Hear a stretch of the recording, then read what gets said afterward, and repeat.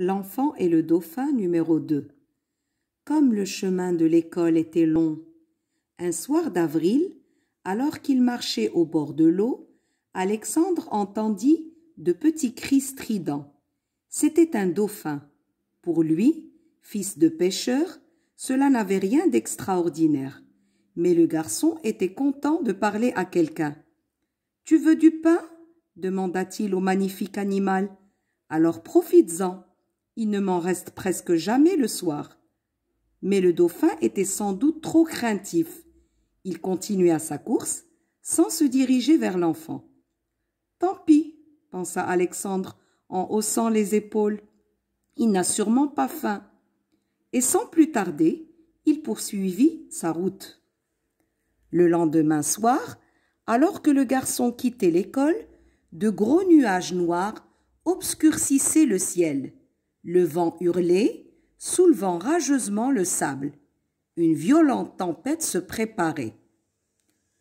Tête baissée, le garçon courut le long du rivage. Des milliers de petits grains dorés s'engouffraient dans sa chemise et le piquaient. Mais il n'y prenait garde. Il était inquiet pour son père. « Pourvu que papa ait eu le temps de rentrer au port, » se disait-il. « Son bateau n'est pas de taille à affronter les vagues en furie. » Soudain, un sifflement strident interrompit sa course.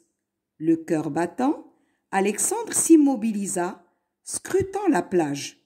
« Qui peut bien m'appeler ?» s'étonna le garçon. « Il n'y a personne ici à part moi. »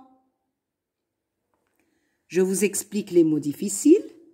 Des petits cris stridents, des cris forts, aigus. Trop craintif, c'est-à-dire inquiet et qui avait très peur. Hausser les épaules, c'est soulever les épaules. Sans plus tarder, c'est-à-dire aussitôt. Des nuages noirs obscurcissaient le ciel, rendaient le ciel obscur et sombre. Soulevant rageusement le sable d'une manière forte. Le rivage, c'est sur la plage. Des grains dorés s'engouffraient dans sa chemise, pénétraient dans sa chemise. Il n'y prenait garde, il ne faisait pas attention à ceci.